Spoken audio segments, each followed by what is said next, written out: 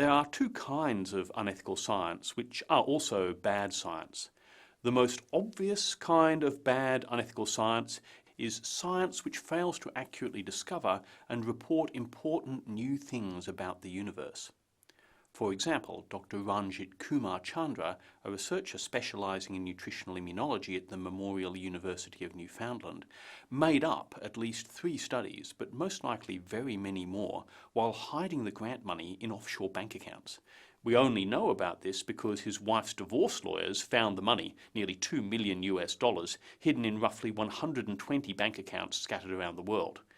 Obviously, if you aren't doing any research but are instead just making things up, that is both unethical and rather unlikely to discover new, true and important things. However, most bad science probably isn't just made up. When we talk about unethical science, we might also be talking about mad scientists kidnapping people and using them for horrible experiments. That would obviously be unethical, although it doesn't happen so much nowadays. However, it did happen in the past. During World War II, the Nazis used death camp inmates as human guinea pigs for a wide variety of human experimentation. This is bad science too, but for a different reason. Not because it did not discover the truth, but because it did so by ignoring fundamental human rights. It did discover important truths, for example, how to treat hypothermia, but by committing horrendous evil and risking the legitimacy of science.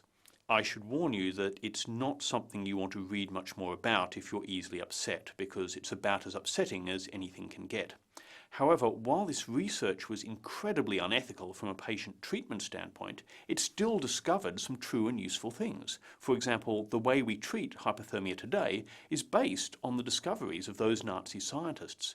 But science depends on the support of the public and the government to get funding, and people simply aren't going to support science if they think scientists are doing unethical things.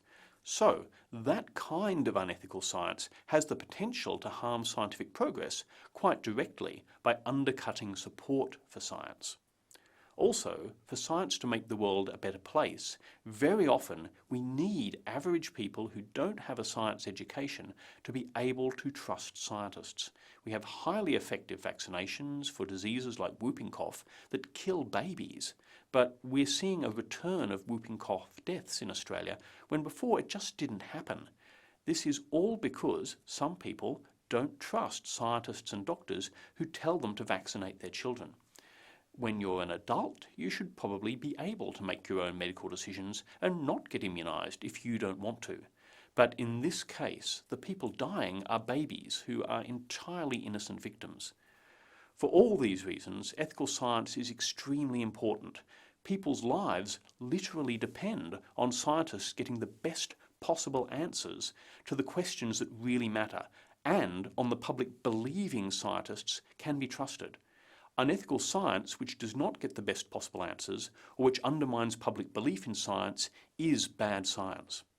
One way of doing unethical science is to not do any science at all and just make results up. That is obviously unethical, but there are more subtle and much more common ways in which science sometimes fails to get the best answers possible to the best questions possible. For example, a 2004 study looked at 39 recently published randomized controlled trials of antidepressant treatments for depression and found that on average 65.8% of people who are being treated for depression would not have been allowed to take part in those trials. They would not have been allowed to take part because they were too mentally ill, too depressed to be in the study, or they were bipolar or psychotic because they were using illegal drugs.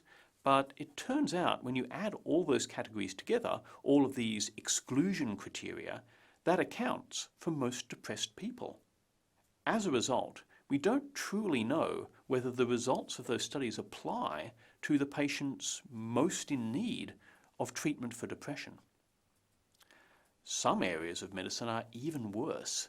For many major trials of asthma medication, the exclusion rate is more like 94%. The reasons are too technical to explore in detail, but the short version is that they excluded people who did not respond well to asthma drugs from studies of how well asthma drugs work, because the test for whether or not you have asthma or not is essentially a test of whether you respond to asthma drugs. Because these tests were not carried out on a population that represents the real patient population, that means we don't really know whether or not it's cost effective to prescribe these drugs to people. A type 1 error occurs when a study makes a false finding. A type 2 error occurs when a study has the right hypothesis but somehow fails to prove it.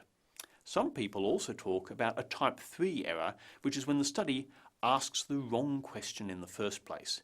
And that's what it looks like these studies are doing. I don't think researchers necessarily do this deliberately, but it's poorly designed research. It doesn't answer the questions we really need answers to, like what can we do to help suicidally depressed people who are struggling with multiple serious problems? And it uses up research funding which could be better spent on something else. Even if you are studying a representative sample of patients, there are other ways to cheat to get a publishable paper. The generally accepted standard for a publishable paper is one that has a p-value of less than 0.05. That's called being statistically significant. And it is supposed to mean that if we lived in a universe where the paper's hypothesis was false, the odds of seeing these statistically significant results would be less than 1 in 20. But suppose instead of just one hypothesis, you tested 20. If you did that, in a universe where all of your hypotheses were false, you would still have a 65% chance of one or more of your hypotheses getting a statistically significant result. The average number of false positives you would get is 1, of course, but you could get more than 1 or could get none at all because this is highly random. The problem is there's evidence that medical researchers in particular do cheat all the time by studying lots of variables at once and then publishing whichever one got a statistically significant result. Various studies comparing what medical researchers said they were going to do when they applied for ethics committee approval to what they actually end up publishing have found that half to 2/3 of medical trials had cheated by changing at least one primary variable. As you'd expect, this is mostly to make something statistically significant the primary variable, the variable they're claiming the study was all about. That's so outrageous, I don't expect you to believe me, so check the citations for yourself.